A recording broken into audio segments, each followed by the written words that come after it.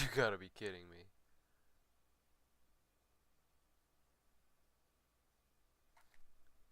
What?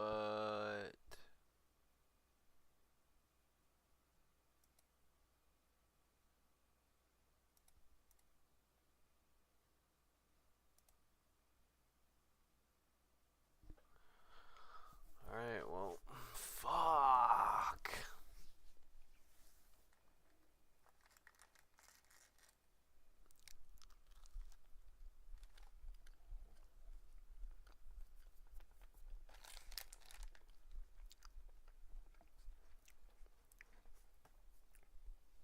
Well, I lied. We're gonna rank up my brother's account.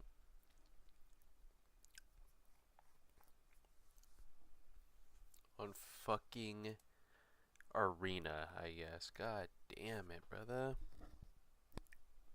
I hate Arena.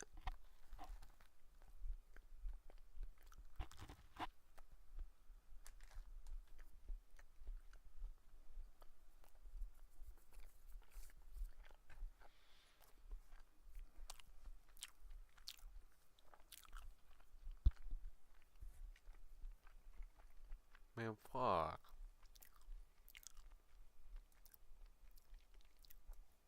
Whatever, nigga. The Saw is absolutely fucking slapping. Bloodborne's on PS5 as well, that's what I'm playing it on. I mean, it's PS4 exclusive, so just cross-play, but... Jesus Christ. Not a stamina? Fuck.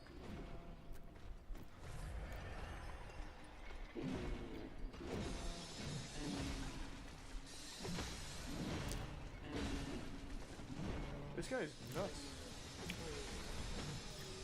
Fuck me, man. What a waste.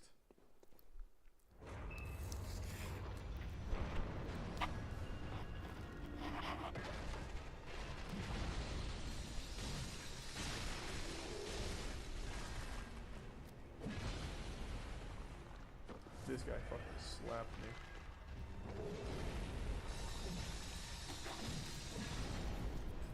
Thanks to the 5 gift sub space.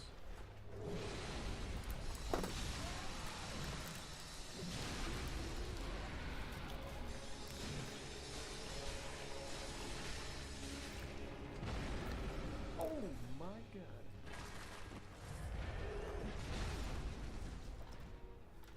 Alright, I'm a little surprised that that hit me.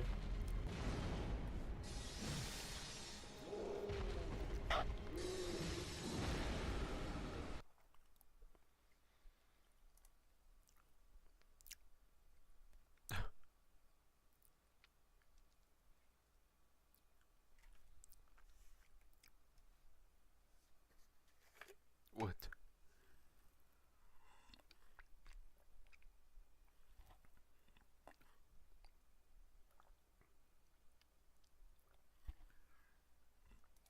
What is going on, everybody? Hope everyone is having a fantastic day. Welcome into the channel. Let's talk a little Arc Raiders, and it looks like Radio Silence from Embark, and it looks like right now, June 14th, it looks like Embark might have...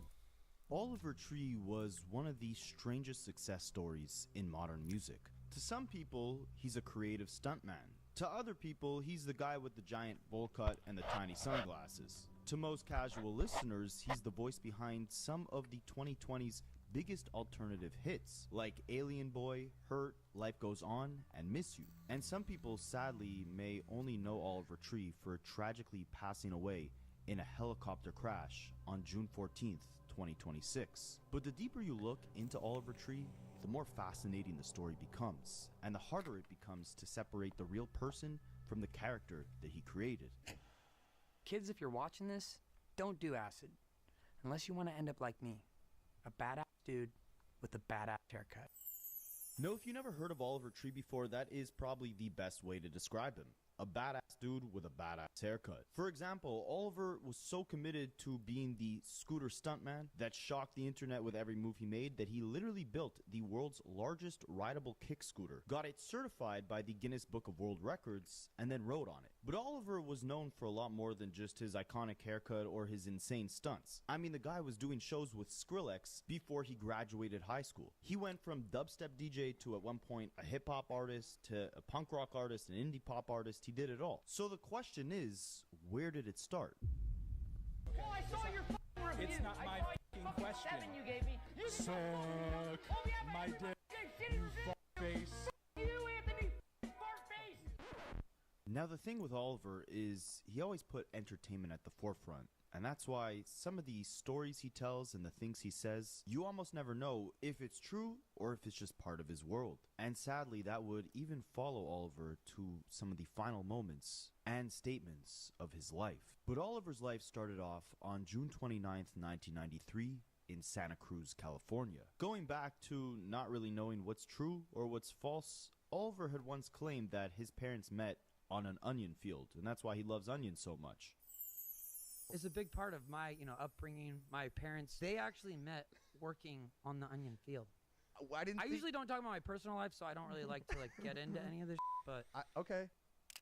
But don't let Oliver's persona fool you. Just because you didn't know within Oliver's world what was real and what was fiction, there was a creator with genuine intent behind it all. What I find fascinating is that growing up, Oliver's biggest inspiration on the music end was actually the Gorillaz. And growing up as a kid myself around Oliver's age, I remember hearing the Gorillaz music, but in their visuals, it was just a bunch of cartoon characters. It's almost like you didn't know who the actual humans were behind the music. And Oliver was almost like an evolution of that. Except the production, the songwriting, the actual vocal performances, it wasn't multiple people. It was just him. Who influenced your art? For the music side of it, I was really inspired by the Gorillaz because they were doing fusion in genres that didn't belong together. So they would have Damon Albarn, the singer, singing on a song, and then Del the Funky Homo Sapien would rap on it. And that was two totally different worlds, and they found a way to merge them together. And I grew up as a kid in middle school, elementary school, listening to that, and I was like, oh, this could be one person. So I was the next generation that came after that. And so I learned, oh, I could just be both these people. And I could also be producing the song, making music. So for me, even though I'm not, I don't present myself serious, I would say I'm probably more serious than 99% of the artists because I write every lyric, I write every melody, I produce the music, I bleed out for this shit. I don't have a personal life. I write every music video, I direct every music video, I produce it. Not to go on this list of stuff, but it's I don't have a life. All I do is art. I could be way more successful if I got a normal haircut, if I sold sex and tried to look good, but instead I'm that shit is so fucking played out. I'll let everybody else do that. I want to do something different because it's just boring. According to Oliver, his journey into music started when he was only 3 years old, when he began taking piano lessons. He also claims he started writing songs by the age of 4 years old and even wrote his first album at just 9. Is this true? We don't know. Because remember, he also said his family grew up on an onion farm. Well, in separate interviews, Oliver has claimed that his parents were actually acrobats traveling the world in different circuses, and he would follow along in their footsteps, performing in circuses as a unicyclist, which is what trained him to be able to integrate all these crazy stunts into his tours and his music videos. We'll look at that later down the video, but is this come-up story even true? Well, I'll let some more veteran YouTubers explain, because it seems like they've done the math on the timeline. Oliver Tree is my birth name. Both my parents were trapeze artists. I grew up in the circus, so I was traveling. According to Oliver, he spent multiple years traveling with his parents in the Pickle family circus. Both of his parents were acrobats, and he apparently was a unicycler. I'd like to think that prepared me for life on the road as a touring artist. You see what I mean about never actually knowing if the guy is serious? Now that backstory, it sounds unbelievable, so much so that I actually found myself wanting to believe it. So I decided to look up the Pickle family circus, and it turns out that this was a small family business that existed in the 70s and the 80s, operating in San Francisco. But then it went bankrupt in 1992, which is 1 year before Oliver Tree was born. So I'm gonna have to chalk this part of his come-up story as fiction. What we do know is factual is that Oliver Tree was definitely headfirst into creating music by the time he was in middle school. He attended a school I'm definitely going to butcher the name of, Brancafort Middle School, and that's where he sang and played guitar in a rock band called Irony. Oliver kept dabbling deeper into music once he made it to high school, and he said there was one big instance that not only changed his life and made him realize he wanted to go headfirst into music, but also almost ended his life. Oliver claims that in around 2010, he took a family vacation to the Burning Man Festival. And during his time at that festival, he claims he took 16 tabs of LSD and nearly died. He said this was the experience that caused him to escape his drug addiction and fully commit to music. Under the sun. We had some wild days. There's a darker side to it that's pretty plagued in drug use. Straight up addict. Like, my parents kicked me out of the house. I was literally using a different drug every day, selling hard drugs to survive, just living on my friends' couches. A common theme in a lot of Oliver Tree's interviews is that he says he was addicted to drugs from the age of 15, which sounds as though it could be a lie. You know, 15 years old is quite young to get addicted to drugs and kicked out your family's house. And you wouldn't be dumb to think that perhaps he was just trying to make an emotional backstory for one of his characters. And on top of being addicted to drugs from 15, he claims in a rather insane story. And this is the story of when I ate way too much acid on a family vacation to Burning Man when I was 17 years old. Outside of the parameter of Burning Man now. Now I'm out in the desert.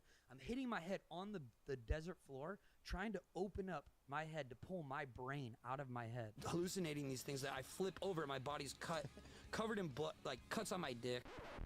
All the while he says this story on Impulsive, Logan Paul thinks he's trolling him because Logan Paul has a similar story. This happened to you too? Hey, you and I might not be so different, my man. Bro, you're telling my fucking story. Was it true? In one of the earlier interviews I could find from November 7th, 2013, so this is before Oliver Tree was the Oliver Tree persona. He was going under an artist name called Tree. The different retellings of this story align up quite accurately. But because I'm a fucking nerd, I dug as deep as I could to find the earliest interview with Oliver Tree, ones that had been deleted, and I think I found it in 2012 from the Wayback Machine, where he also says about this Burning Man story. The same exact account all the way back in 2012, before he'd come up with these personas and characters. About the family side, I went on his dad's Facebook. I'm kind of a little bit ashamed about that. But his dad has posted a video from Burning Man. Now, shout out to the creator Jimmy the Giant for the deep dive on that. But it was around this time, after this alleged acid trip, that Oliver would shift his focus from rock music to dubstep. He would link up with another dubstep DJ in California by the name of DJ Getter, and they would start releasing some pretty intense music together, as far back as June of 2010.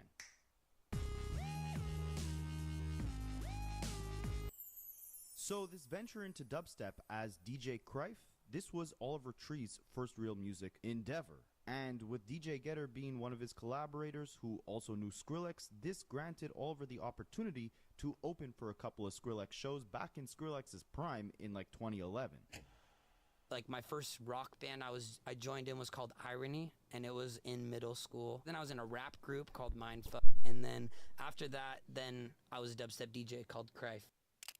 Now notice how Oliver mentioned before he was a dubstep DJ, he was actually a rapper. In high school, he joined a couple of his friends to create the hip-hop group Mind Deaf, and he wasn't terrible. I run circles round your ass like a racetrack. You take that, but to me it don't matter. See, my mouth runs till it's dry like a battery. Battering, I keep my mindset level. Keep it in the gear for the fear of the pedal.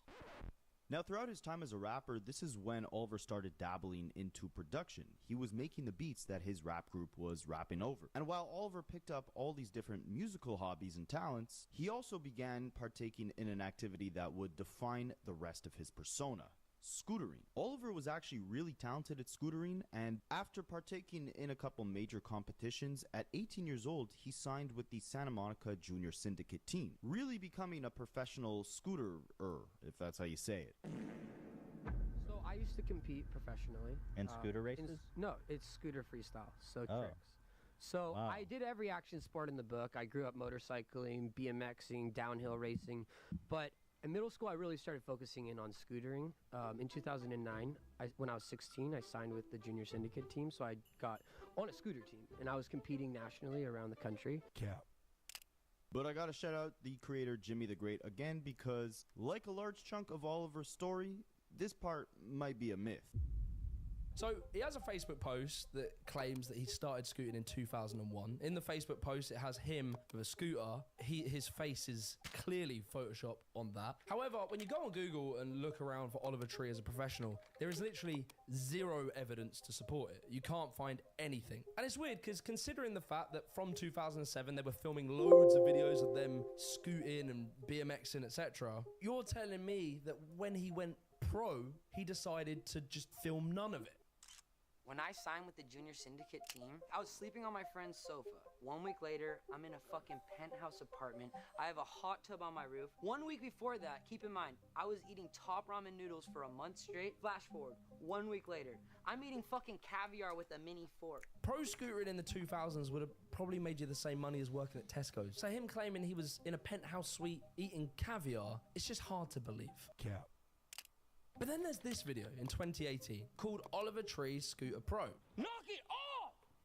I'm telling Dad next time! where we see him doing some pretty legit scooting. You know, he's hitting stair sets, etc. But to me, if we look really closely at this, it's very possible he used a stunt double. The hair is slightly lighter color. He's also not sweating like Oliver Tree was in the clips prior. He often crops the face out of the shot so you can't really see the face. And when you can see the face, it kind of doesn't really look like Oliver. I'm pretty sure this guy on the right is the scooter double. I wasn't able to work out who it is, but he looks exactly like the guy who's doing the scooter.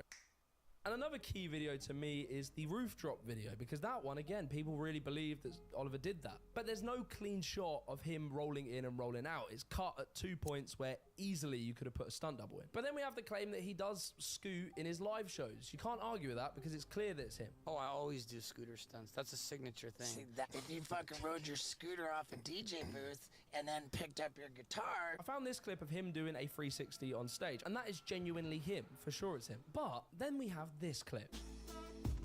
And it's just interesting, if we pause the video, we can see the scooter rider is wearing a completely different pair of shoes to Oliver Tree. Oliver Tree is wearing these red flip-flops, and the scooter rider is wearing like a greeny, grey kind of shoe. And whether this is true or not is actually a key detail in the Oliver Tree story, because not only does he incorporate a lot of scooter stunts within his music videos and his live performances, but Oliver claims that around the time that he was not only opening for Skrillex as a dubstep DJ, creating hip-hop music with his high school friends, and being a professional scooter person, he actually faced another intense injury that nearly took his life. Yes, it wasn't just the, tripping on 16 LSD pills at Burning Man at the age of 17. The scootering had also got Oliver allegedly into a whirlwind of trouble. During a semifinal for a skating tournament, he was speeding down a 25-foot ramp at 35 to 40 miles per hour until he hit a small pedal. He flew about 12 to 13 feet and landed with his hands out, breaking both wrists, injuring his thumb joint, and suffering a concussion. His right hand was nearly unusable, but his left still worked. Now, it was this scooter incident that left Oliver with a lot of spare time on his hands, and this is when he started taking music to that next level. He even wrote a song about this scooter incident, if it's even really a true event. Again, we don't fully know. So not a lot of people know this, but the song Hurt is actually about a scooter crash I had when I was 18. In 2009, when I was 16, I signed with the Junior Syndicate team. So I was 18 years old, so this is the end. This was the last competition I ever did. It was February 26, 2015. Of course, there was the crash in 2016 where I was in a semi-pro freestyle contest. it was a semifinal run in a pro contest. Rolling down this 30-foot roll-in, 20-foot roll-in, 40-foot roll-in, 45-foot roll-in, 52 metric meter high roll-in, 35 miles an hour, 48 miles an hour on the Razor scooter. And out of nowhere, this little fucking pebble shows up. fucking Pebble shows up. Fucking Pebble shows up. I hit this, I go flying. I am 42 metric meters. About 22 metric meters. I put my hands out to break the fall. Break my right wrist, I break my left wrist. Break the joint that connects my thumb to my hand. However, those details change depending on the weather. So obviously, I already have some doubts. These numbers don't really add up. But in the H3H3 podcast, they show a tweet that he made where it shows his injury. The tweet and the photo is now deleted, but I found it on his mum's Facebook. Again, I'm sorry. I felt weird about it. In this, his mum says that his cast came off in 2015.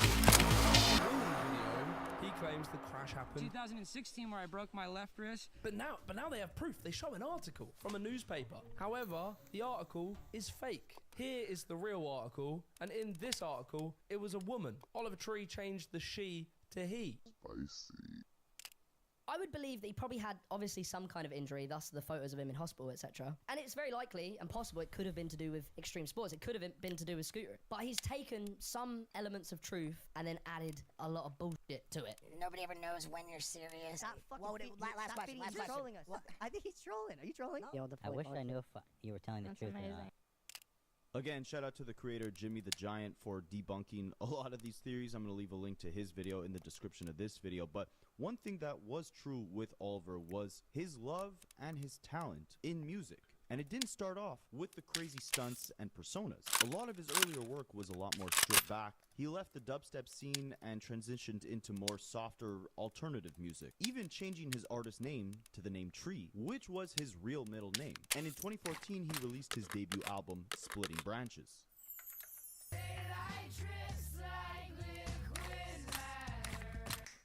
At the time of releasing this project, Oliver Tree was also in school studying music technology at the California Institute of the Arts. But the quality of that project actually caught the interest of a record label called RNS Records. The label wanted Oliver to take more of a pop direction and really constrained his sound and his image, which led Oliver to actually take a bit of a hiatus from music, understand the business a bit better, and position himself in a way where he had full creative control. And this is actually where the birth of his signature look derived from. Remember his old collaborator DJ Getter, the DJ who led Oliver to actually open up for Skrillex? Well, in 2015, they shot a music video for their collaboration called Weekend. Oliver was allegedly dressed in his signature look with the colorful ski jacket, the glasses, the crazy haircut, but the label thought it was too eccentric of a look for the sound that he was going for. But if you notice in the music video, he still got that signature haircut.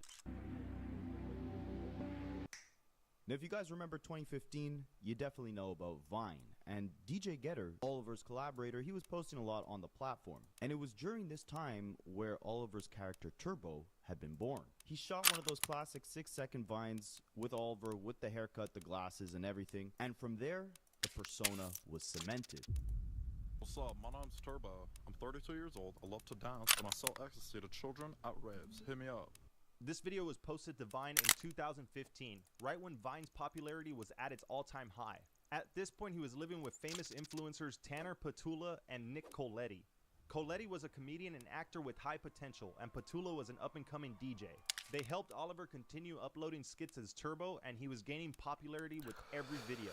Eventually, he even collaborated with Barstool Sports and Fuck Jerry, two very successful comedy companies. With his famous bowl cut, a ski jacket he stole from his mom, some Jenko jeans, and a pair of red sunglasses, he created the iconic look. Through his time living with these content creators who were also musicians and going viral himself, establishing this character on the internet as Turbo, Oliver would begin to understand how to blend music and content creation in a way where the virality he found online through his memes actually funneled his audience into listening to his music. Oliver would catch his first big breakout moment in 2016, right around the time when Vine was shutting down, with his viral song, When I'm Down. I shut my eyes and my mouth and my legs just... And from here, Oliver had struck gold. He fully embraced the comedic aspects of his personality, and they basically defined his story. From the wacky bowl cut and mullet haircut, the colorful oversized clothes, the scooter stunts in every music video, Oliver was a walking meme. But the music never took a back seat. With his come up being so scattered in different genres, it made sense that by the time Oliver actually released his major label EP, it was genre bending. He had caught the attention of Atlantic Records and dropped his first EP on the label, Alien Boy, in 2018. But this was just the beginning of a wild ride. A scooter ride at that. Like I said, Oliver blurred the line between content creator and musician, and the numbers definitely back that up. You can see his YouTube videos were racking in millions of views, and they were as wacky as possible. Competing with the #1 scooter rider in the world, losing 15 pounds on the world's easiest diet of high fructose, sugar-filled food, hitting the rooftop death gap, taking a bath in hot Cheetos, shooting $1 million music video when he was still an up-and-coming artist. By the way, Oliver back in high school had a dream of shooting a music video with a monster truck, and he really ended up doing that. And to say that Oliver understood virality was an understatement. Shout out to the creator Matt Miranda. He did a video breaking this down pretty well, but if you want to see how Oliver leveraged his internet stardom to finesse the record labels into giving him those $1 million budgets for his music videos so he can incorporate all these crazy stunts into his art, take a look at the social media strategy he used to one-up himself after getting a monster truck in his previous music video and somehow making his next music video even crazier. In the time preparing for his album, he would have one of the most expensive music videos of all time with his song, Hurt. Now, the reason he was able to get this big of a budget is because his previous music video, which contained a monster truck, a horse with a bowl cut, and pocket rockets, had done very well. So this time he decided that he needed to go to Ukraine, do some more stunts of his own, and get a tank. Now, the music video would mention multiple times that Oliver would have to reach 1 million views in the first week to warrant the amount of money he was spending on this video. So I think he had some sort of deal with the label where he would be allowed to release the album if he got 1 million views in the first week, and that's why he went all out to the degree that he did. With that being said, it absolutely passed 1 million first week and would get many more views than that. But even with all this virality and a lot of these songs actually gaining some momentum, as the years progressed, Oliver started facing some struggles. He was ready to release his debut album with Atlantic Records in March of 2020. But if you guys were paying attention back then, I'm sure you know there was a bigger event that probably took a halt to a lot of those plans. COVID-19, what a wonderful time. Naturally, you'd think, alright, since Oliver was supposed to release his project at the peak of the pandemic, if he maintained his buzz, surely he could get a release date in the next couple of months once the virus cooled down, right? We'll take a look at what he posted on Instagram when he announced the delay to his fans. My debut album, Ugly is Beautiful, is officially cancelled due to COVID-19. It breaks my heart to say this, but with the state of the world shutting down, I'm unable to release this album at any time in the foreseeable future. To be clear, I still hope to release the album at some point in the next 5 to 10 years. However, the infrastructure has crumbled and it's impossible for this album to release to be what I envisioned. I hope you guys understand. All remaining final shows are cancelled and refunds have been issued. For now, we are forced to shut down this project. I'm officially going into retirement. Thank you for being a part of this epic journey. The era of my life was by far the most challenging but also the most rewarding. I'm not good at goodbyes, but please know that I love you all. So it was looking like Oliver maybe would have really been retired, or maybe this was all just another part of the persona. But one thing again that was true was...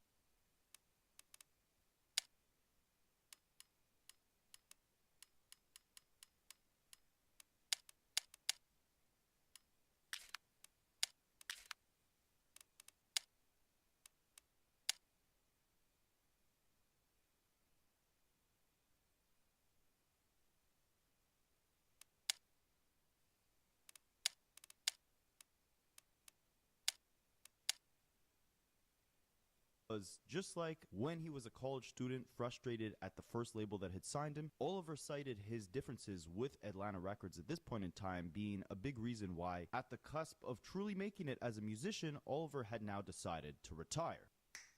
The radio vampires come out and leech on you. They want one more thing. The label's never satisfied. They want one more. He claims that they didn't allow him to release his album until he reached 1 million followers. And once he did, they upped the requirements to 2 million. They also took songs from his album and released them as singles, which Oliver compared to ripping chapters out of a book and selling them separately. It was at this point that Oliver was kidnapped. The story was played out through his Instagram account, where you can see Oliver tied up to a chair as a masked man yells at him. Oliver claimed that the man was forcing him to reach 1 million followers before releasing his album. This was obviously all staged. The kidnapping seems to be a metaphor for the control his record label had over him and was likely just a stunt to reach his 1 million follower milestone quicker. So as you can see, this was another genius play by Oliver to rally up his online audience and funnel their interest into the actual music. By making the internet think that his label would only release his album by the time he had 1 million followers on Instagram, he was accomplishing many different key things. Number one, he was painting himself as the hero and the label as the evil controlling powers that be that are suppressing his music. Number two, he was hiding the fact that maybe it just wasn't the right time from a success standpoint to go all out and actually release a debut album by shifting the blame onto label politics. Number three, most importantly, he was killing two birds with one stone. By leveraging his comedic personality and his creative skits online, Oliver was now simultaneously exponentially growing his social media following while also driving way more eyeballs and anticipation into what his next move in music would be. He made it an interactive challenge for the fans. They had to follow him in order to unlock his album. And with that, Oliver would finally release his debut project in July of 2020, a far cry from the 5 to 10 years that he said it would take to actually release the project. It was called Ugly is Beautiful, and in the next year, 2021, he released the deluxe edition called Shorter, Thicker, and Uglier, which spawned his biggest hit at the time, Life Goes On, which peaked at number 71 of the Billboard Hot 100 chart.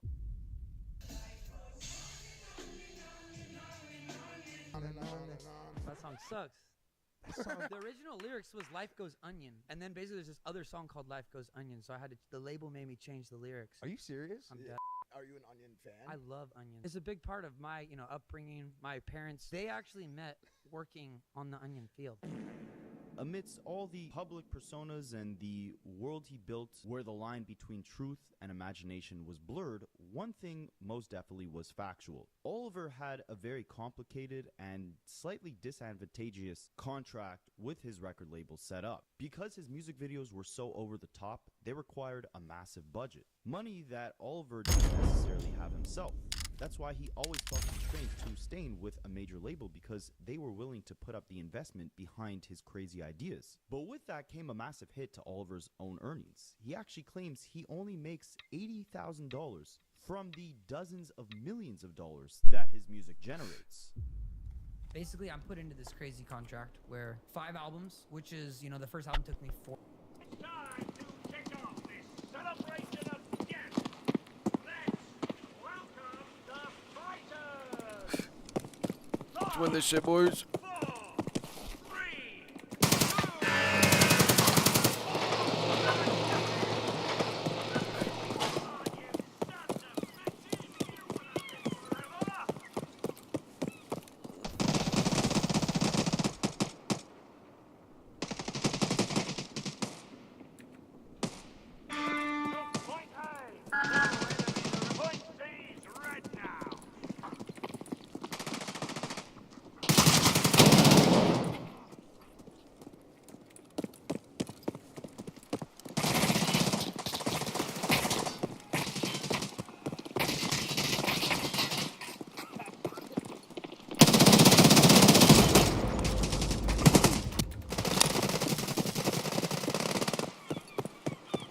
Try to get C.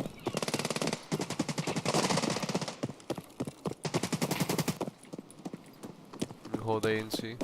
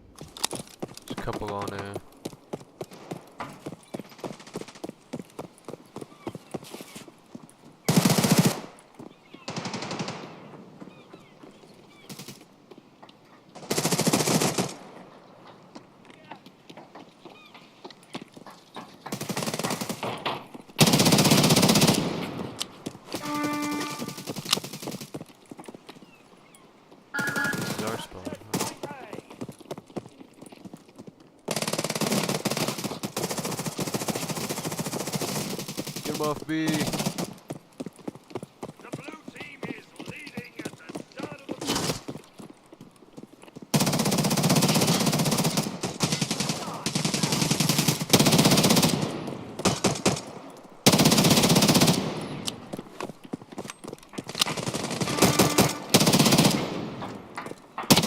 Oh, below you, below you.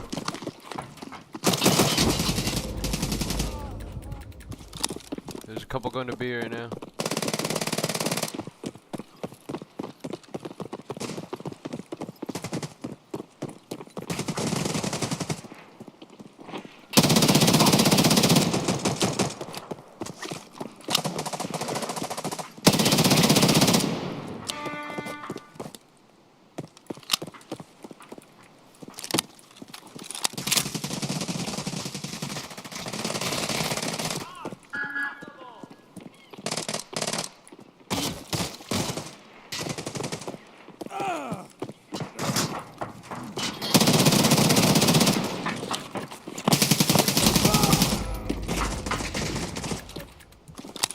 One on B.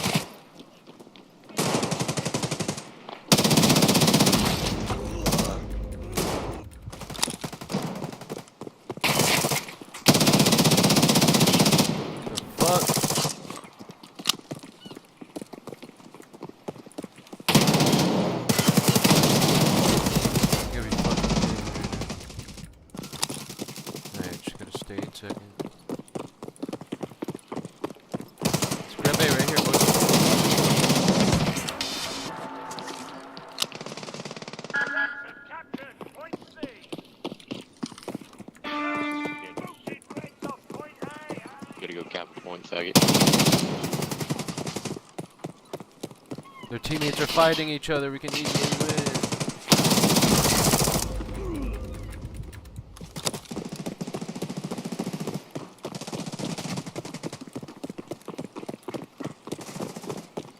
I just need to focus on kills. You gotta be kidding me. Alright.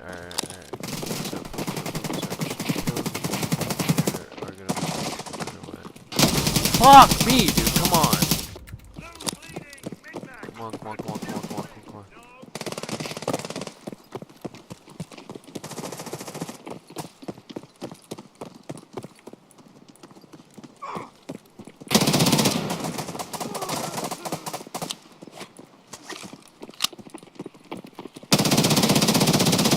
I'm such a fucking faggot, bro. You gotta be kidding me.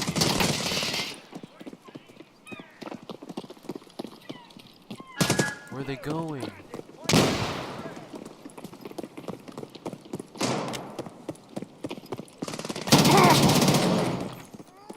Come on, A.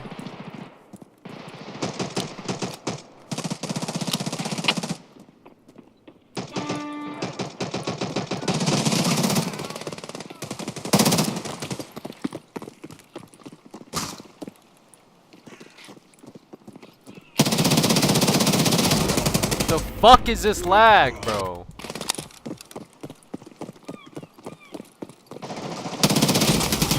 My fucking ass, bro. What head eyes M855? What kind of fucking name is that? Dude, that nigga asked me. He's cheating! That head eyes guy.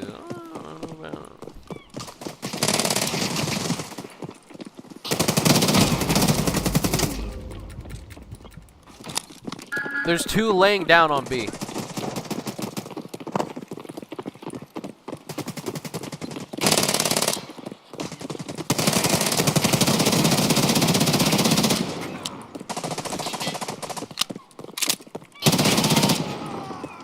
Grab B.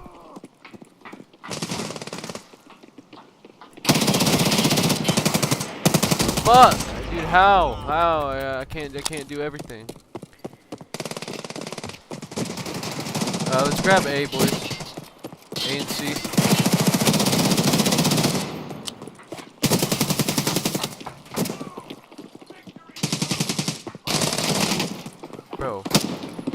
Why do I have to fucking chase these niggas down, brother?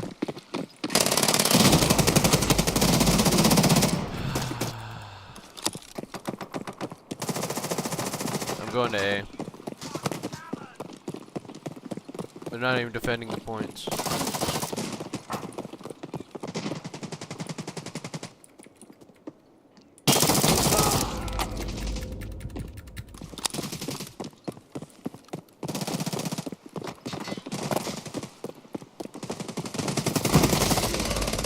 Did that nigga just start pre-firing my ass?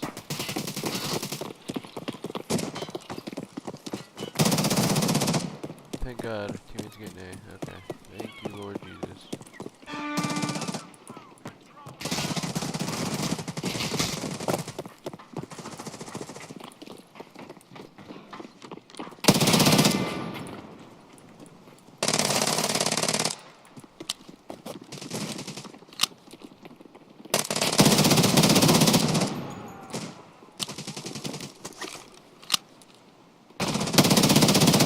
God damn it! God fucking damn it, dude!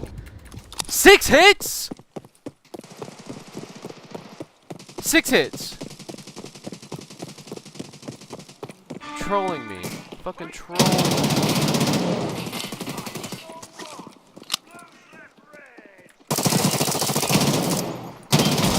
You're fucking trolling me, brother.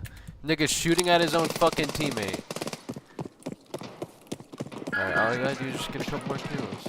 Stay in second. Bag it, pussy. Come to A. Come to A.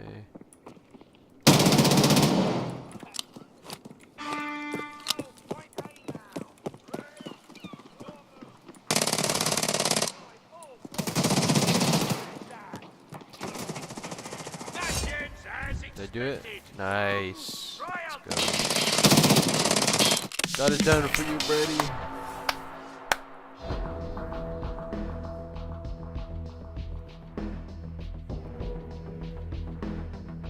God, that felt harder than it should have been. The head eyes M855 guy with 0 fucking...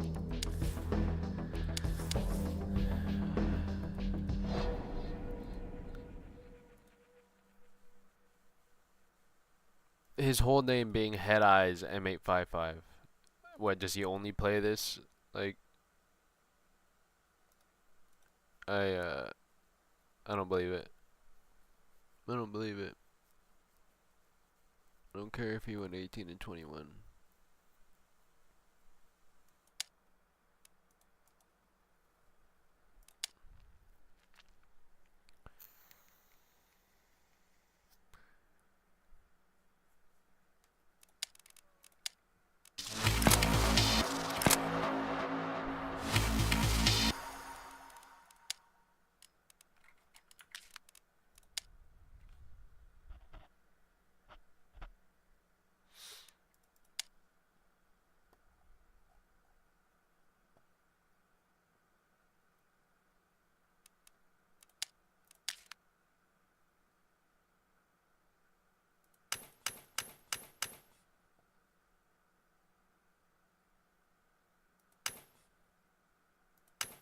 What, there's a fee for Lego Metal transfers now? Oh, that's fag. That's fag shit.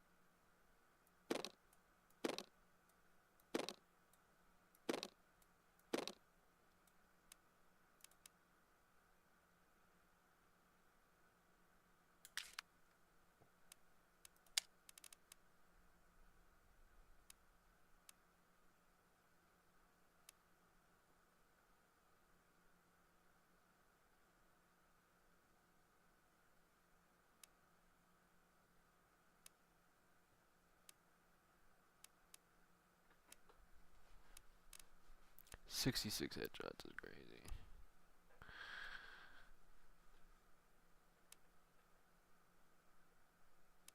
Oh my fucking god, I forgot about that.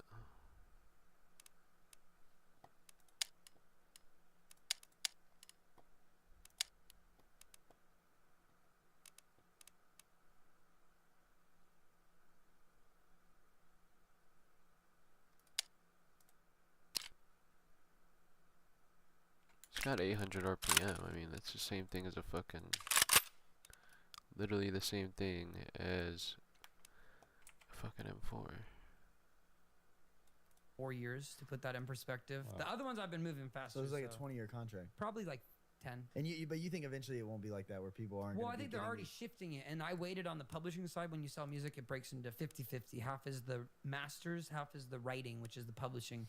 So I held out on the publishing. I was like, I'm not gonna be doing this because I want to have something that I own still. And then at a certain point, after 3 years, you need someone to go and start doing like admin work where they're collecting. So now my admin deal that I did with my publishing side of things, and obviously I built it up crazy, but like I got the new wave of deals on the publishing side. So that's like, oh, we only take 10%, you get 90%, and then basically we'll give you like a crazy amount of money as an upfront advance, but like it's a great loan. Compared to on the record side, they make $1, I make 14 cents of it. Instead of we make $1 and I make 90 cents on the writing, it's the exact opposite where it's like approximately like 12 to 14% depending on the splits on the song. That's how much I'll make on $1. So I gotta kind of, it's like, you know, it breaks into 100 points, which is 1 penny is a point. So you're the most underpaid person in the work field. I made tens of millions of dollars, and this year they started taking better care of me, so I'm grateful. But, you know, it still is what it is, and I did the math, and after the first, 5 years, it averaged out like 80,000 a year of like after taxes would be That's what like you how get? much I made.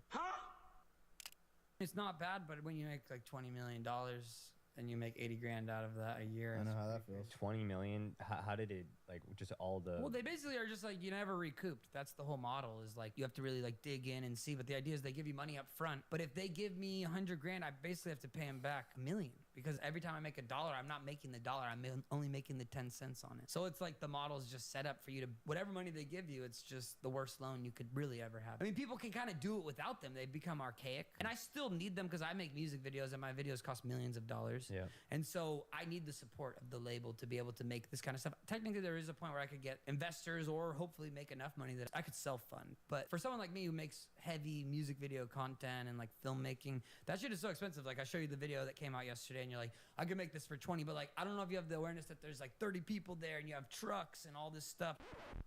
But it wasn't all bad. Oliver points to the fact that, yeah, even though the major labels, there might be more constraints on the release dates, on the money side of things, but it actually allows him to have full creative control where it counts, which is the execution of his music. I think the biggest misconception I had about major labels before signing with them was that I wouldn't have the full creative control, and I actually found that I have more creative control and freedom than I did on an independent label. Now on this debut album, there'd be a song called Jerk. It had a heavy rock influence and a very memorable hook, and it would actually lead to years later becoming Oliver's biggest hit. But it's not in the way that you might think. See, with TikTok, songs are prone to blowing up years, even decades after their release, but it wasn't the case with this Oliver song. His biggest, and my favorite song of his, Miss You, blew up in 2023. But with that came some major controversy surrounding it. The song Miss You by Oliver Tree and Robin Schulz is the subject of a major scandal because it was allegedly stolen from a small artist named Southstar who went viral for his song Miss You. There is no debate that the two versions sound exactly the same, but the reason why they stole it is pretty shady. I even presented a very possible conspiracy theory at the end of this video. Oliver Tree has a brand of being very positive, funny, and uplifting, so his fans were shocked to hear that he would do this to an upcoming artist, especially since Oliver was a victim of getting his art stolen just a few months earlier. Kid Leroy's music video for 1,000 Miles copied a number of different shots from various Oliver Tree music videos. Oliver takes pride in the fact that he directs and creative controls his visuals. He made a TikTok about the situation. Kid Leroy's new music video copies multiple shots from my videos.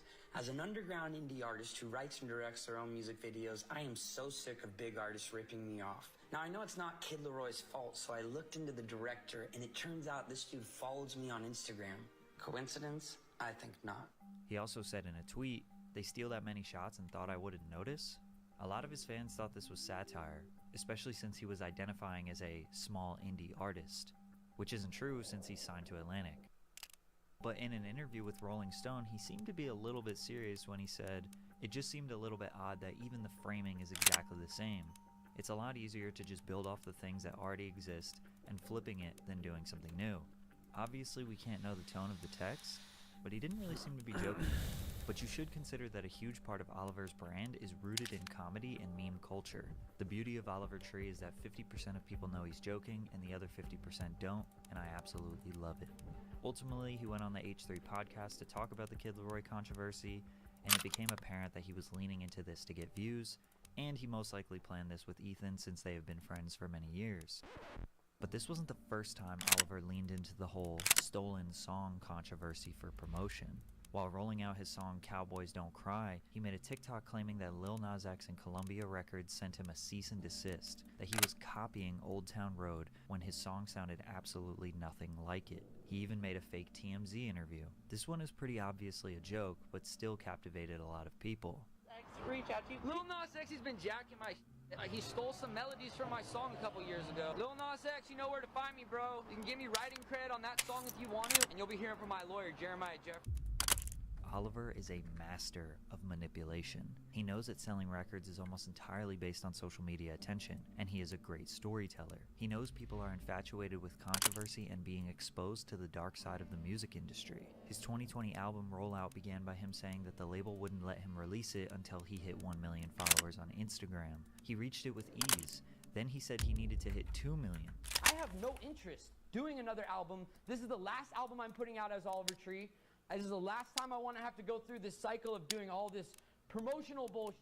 They want one more thing. The label's never satisfied. They want one more. When you get 1 million followers, it's, oh, you need to have 2 million followers. That's literally what they told me.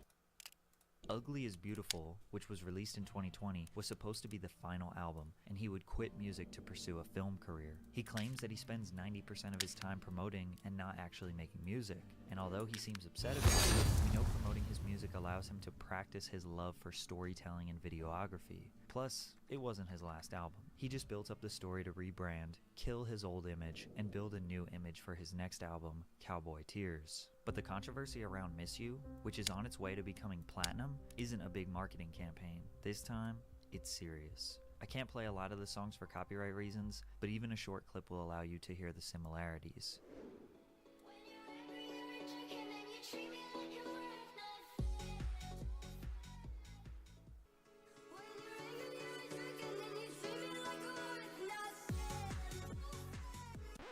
Damn. In May of 2020, South Star was just another Cowboy Tears. But the controversy around Miss You, which is on its way to becoming platinum, isn't a big marketing campaign. This time, it's serious. I can't play a lot of the songs for copyright reasons, but even a short clip will allow you to hear the similarities.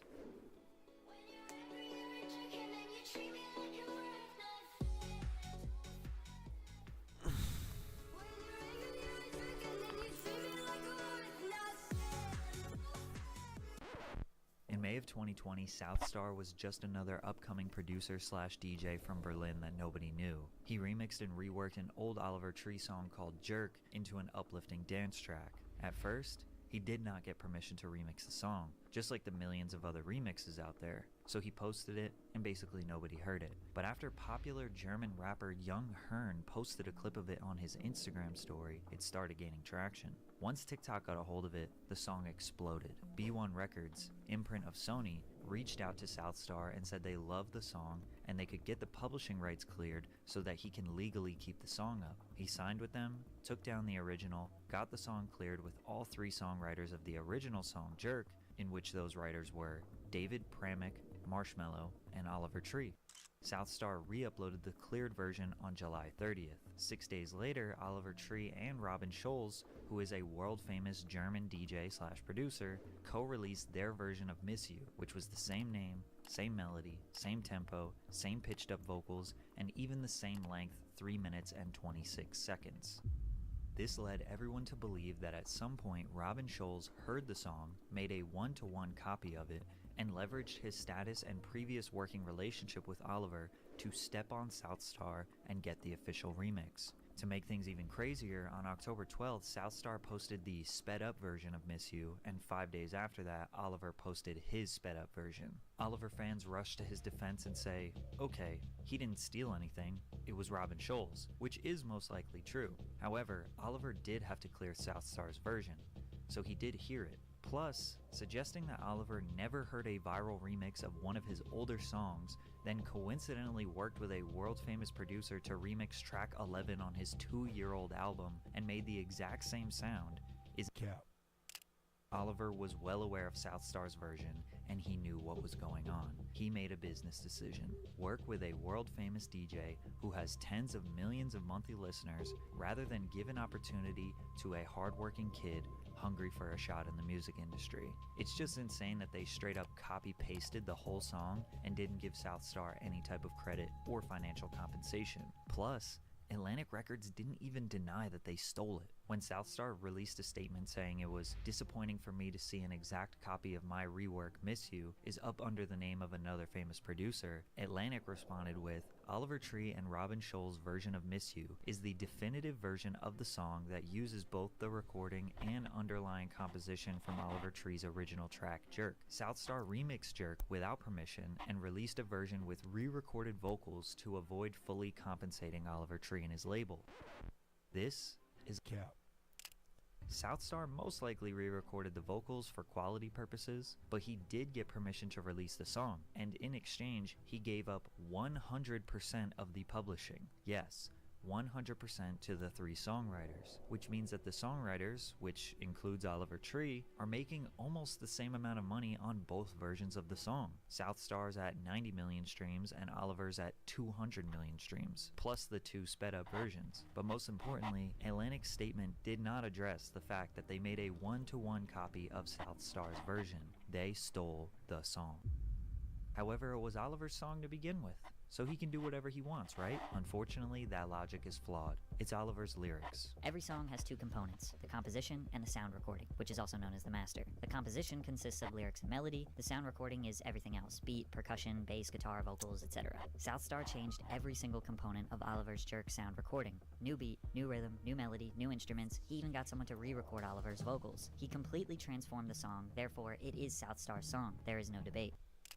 Sample, remix, interpolation, whatever you want to call it, it's all basically the same thing. Artists taking a piece of someone's song and using it in a new way should not automatically grant the original artist full ownership. Remember when Juice WRLD had to give up like 90% of his record to Sting? We all agreed that was ridiculous, and Sting did not deserve that. This is kind of like that situation. And also, Oliver wouldn't have ever even considered making a dance version of that track if it weren't for Southstar. And in light of all of this controversy, Miss You is on its way to being Oliver's biggest song ever, which got my conspiracy brain working a little bit.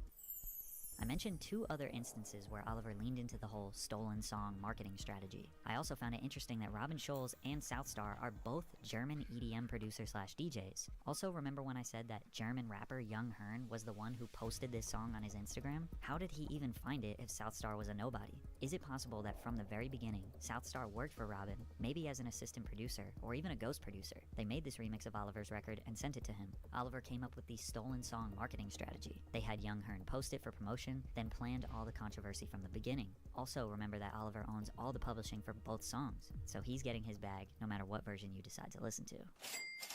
Now shout out to Pat CC, the GOAT, for that breakdown. And if you really think about it, and after everything we reviewed in terms of Oliver's come up, how he leverages social media, virality, controversy to further funnel the internet into becoming an audience for his music, it makes complete sense that he actually teamed up with that underground producer to create this whole controversy that this underground artist remixed Oliver's old song, and then the label quickly made Oliver and this bigger DJ Robin Schultz recreate the song and steal his whole tempo. Whatever the case is, that launched the song into another stratosphere.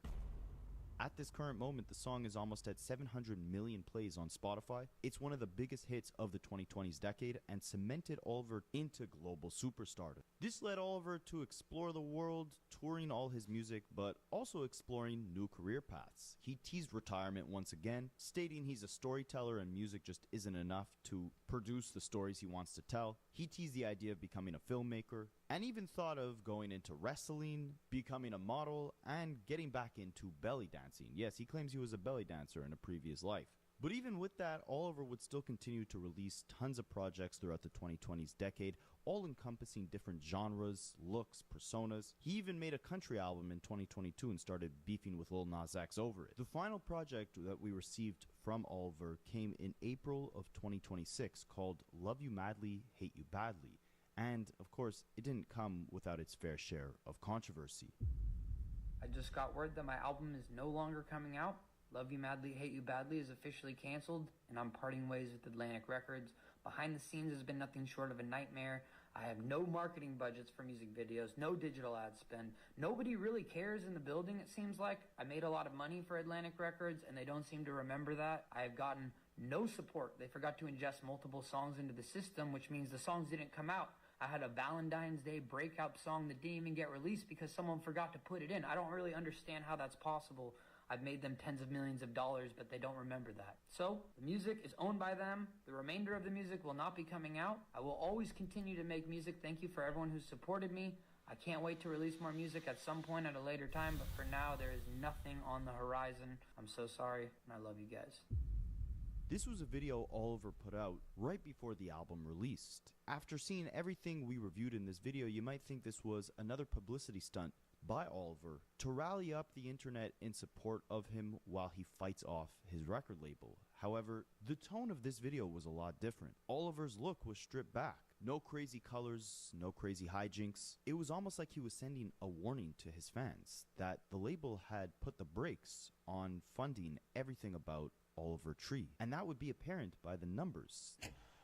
The project performed very poorly compared to his previous work, failing to generate any success on the Billboard charts from the singles to the album itself. There's not even a report on how many copies the album has sold, which usually happens when an album has sold a very low number of copies. But even with that, Oliver still enjoyed a massive amount of success. Take a look at some of the final social media posts, live performances, and interviews that Oliver did right before he lost his life. He was actually planning an Australian tour in the fall and had recently been touring in Brazil. And with the success of his career, Oliver had even planned to set up his will to where when he passes away, all the money that his music generates would be given to a fund under his name that supports up-and-coming artists. Neymar, Neymar!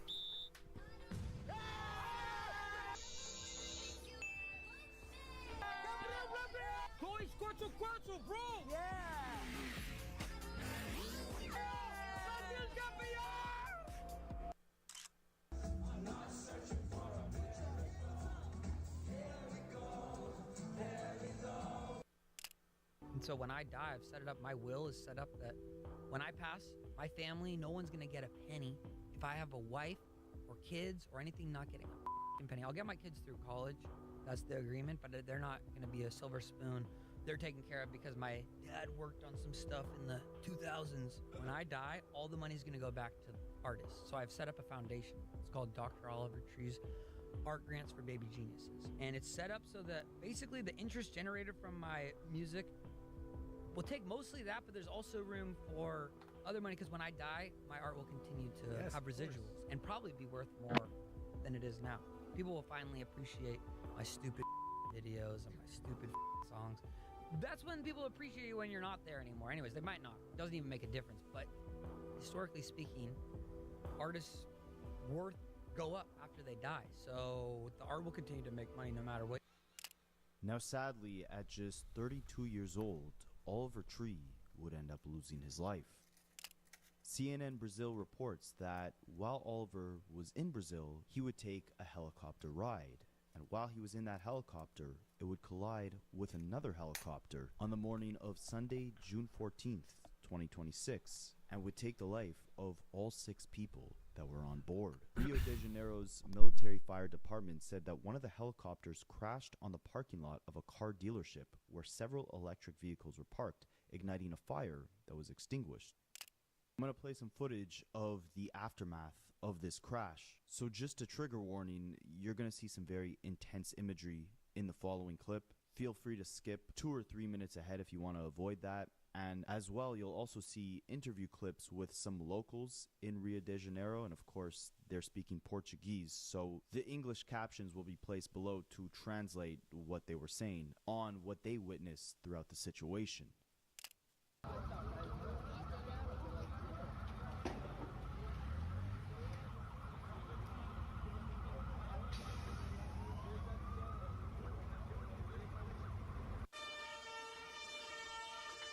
Cara.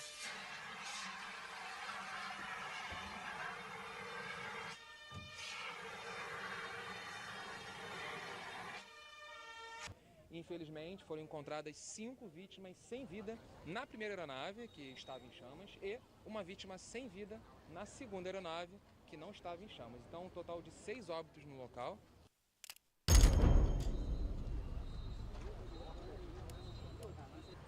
Na primeira aeronave, que estava em chamas, existiam muitos veículos elétricos que estavam também incendiando junto com a aeronave. Então, é um incêndio complicado de se combater. São baterias de íon de lítio, um incêndio que produz muita energia.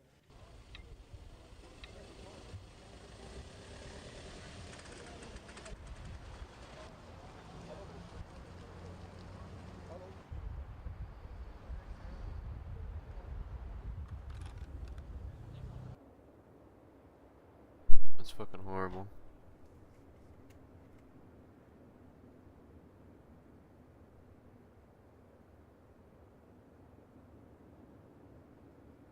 Oh, it's doing this fucking bullshit again, bro.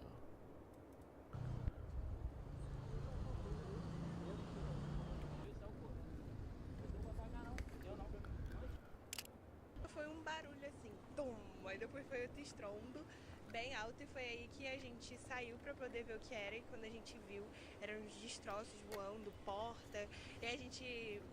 O meu namorado achou que fosse um carro, aí eu falei, não, isso não é um carro, era porta de helicóptero. E aqui perto tem um heliponto ali, e aí eu falei, Juan, isso foi um helicóptero, só que eu não sabia que tinha sido uma colisão. E aí...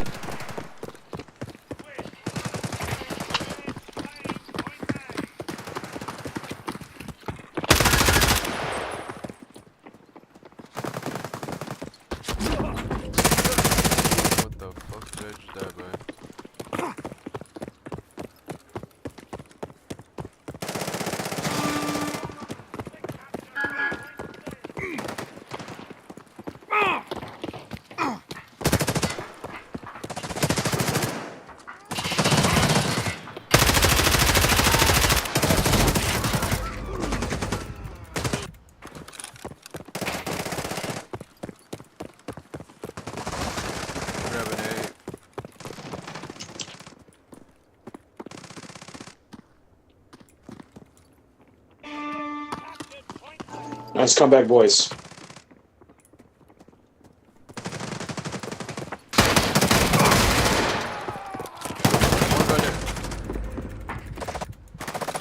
One going to A.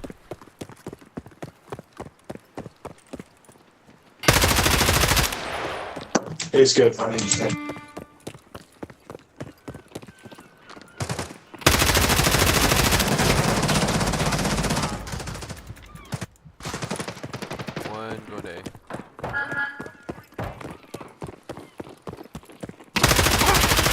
Grabbing B.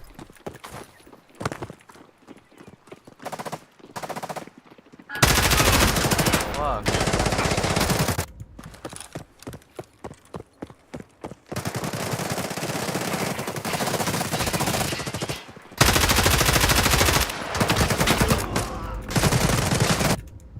Just go back A if we can.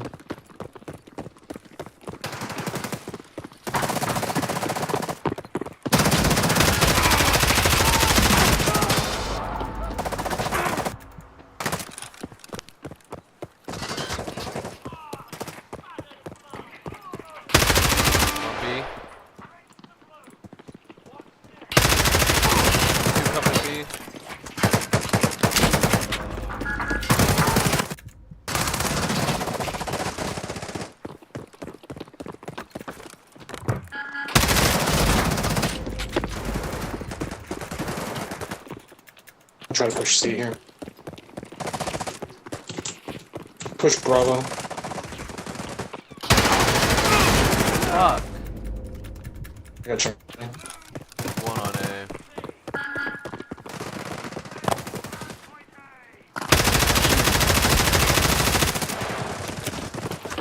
Going to A.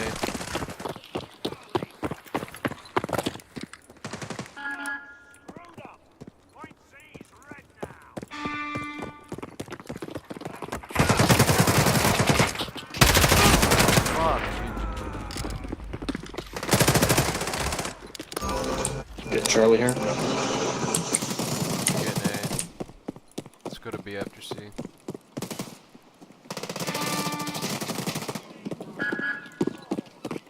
Actually gonna hold Charlie since we have A.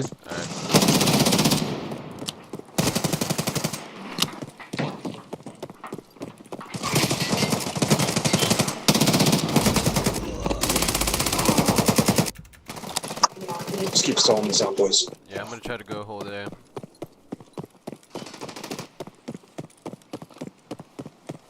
No, I'm almost there.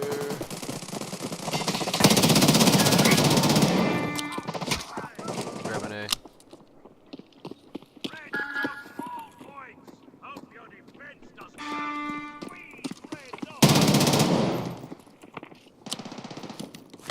I'm holding A.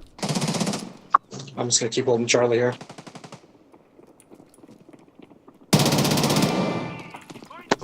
Hold these two.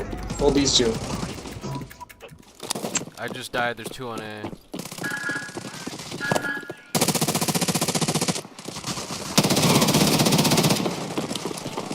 Grabbing A. Bravo's good. We might be able to take Charlie here as well.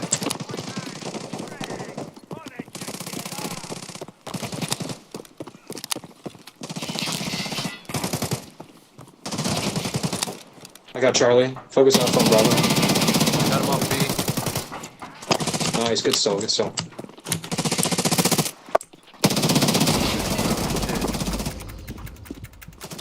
There's two going to B, one going to C. Yep. I'm holding Charlie.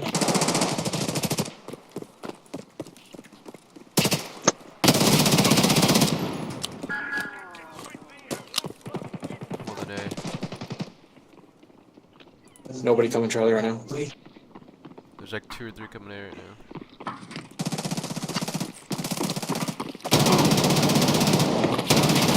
Fuck, there's 2 here. I'm reloaded. They're down 3 right now. Trying to get Bravo if you can. I think they're over on Alpha. Yeah, grab B, they're on A. Nice shot, boys. I'm just gonna keep holding Charlie.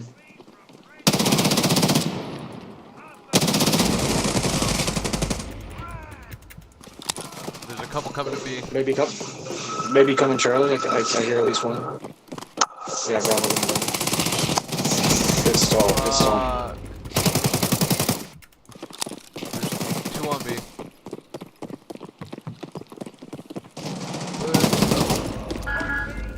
Alright. Nice chunk there. One's holding our spawn on the right side. Middle though. Nice shot on Alpha.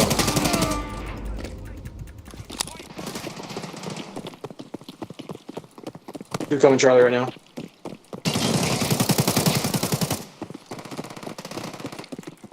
Got one. Go for Bravo. They're pushing me, Charlie. Nice caps, boys.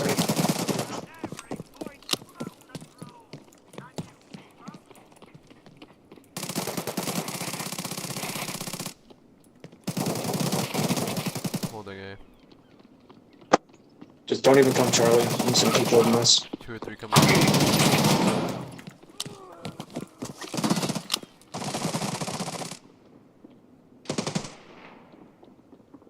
One or two coming Charlie right now.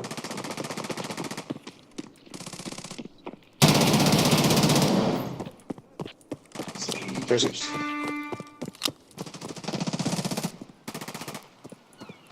Nice job, Q.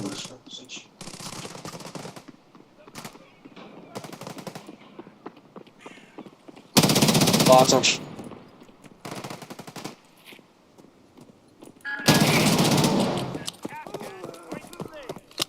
I'm about to run out of ammo on A. completely out of Install ammo. Bravo.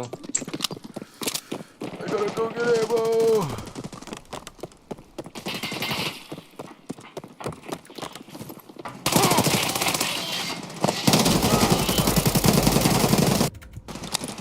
One on B.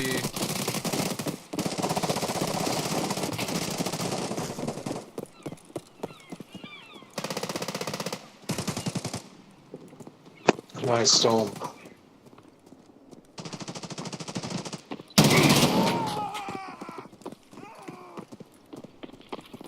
Two push Bravo.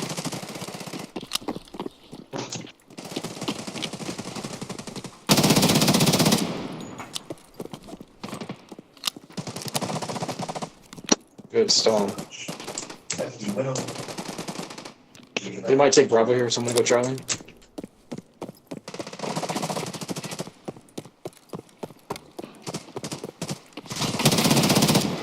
Pushing B. Yep. Oh.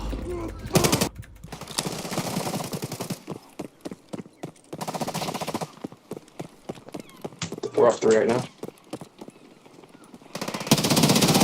It's like 3 on A right now.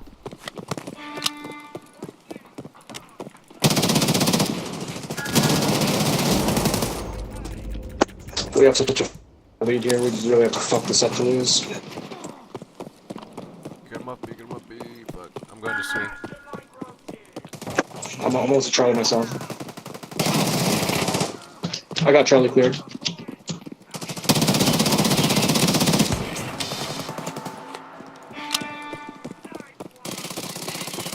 Pushing B.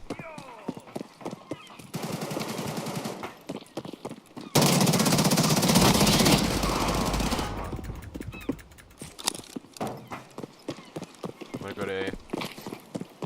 Go for it.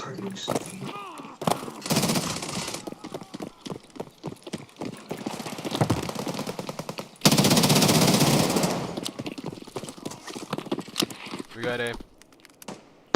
Got Bravo as well. They're pushing Charlie pretty hard. Oh,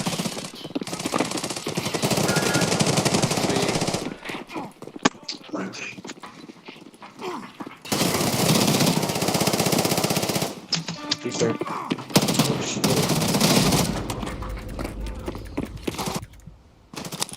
up top on B, up top. I'm going B.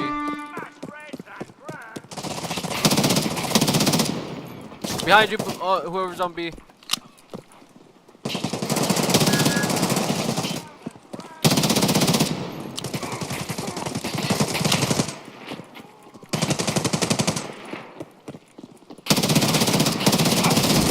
Fuck.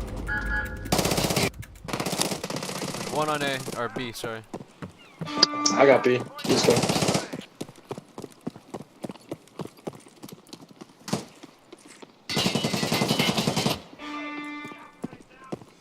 Nice, good shit. Nice job, boys.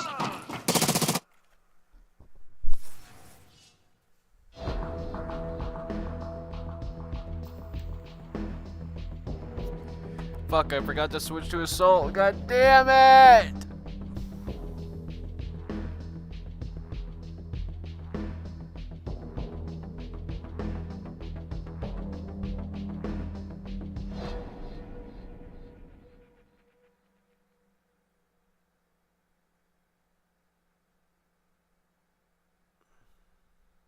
Because we're in all white.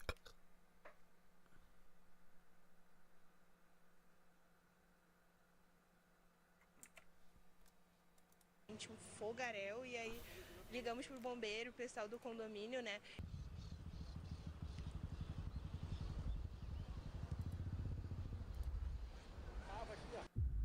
Now, what in a way is kind of beautiful but also incredibly sad to think about is that Oliver passed away doing something he loved. His creation was his life, and he lived it with the goal of outdoing every old stunt, music video, creative vision with his next move. His imagination was immense. In high school, he dreamt of shooting music videos where he's riding monster trucks. Less than a decade later, he manifested that into reality. He leveraged his comedic value to rally up 1 million followers on Instagram, directly involving his fans in a challenge to get his debut album released. And after racking up billions of streams, he never compromised his artistic vision.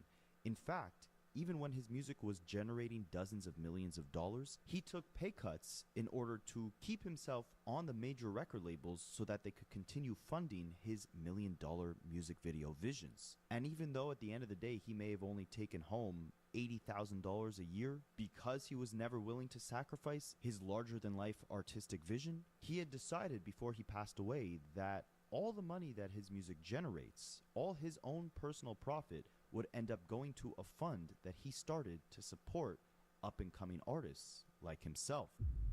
So with that, I want to leave you guys with a very powerful message that Oliver recently published to his fans on social media, where he emphasizes the power and importance of loving yourself and believing in yourself.